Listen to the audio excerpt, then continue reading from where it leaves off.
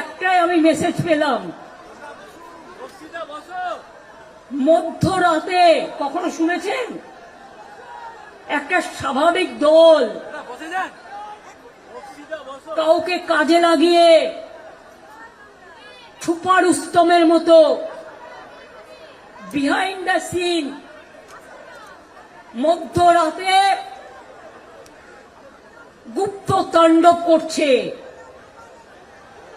Chief secretary বাঙালি মহিলা, ওরা anti women. আগে নিয়ম ছিল আমাদের স্টেট গভর্নমেন্টের কাছে লিস্ট চাইতেন, আমরা 3টে করে নাম পাঠাতাম, তার থেকে ওনারা সিলেক্ট করতেন।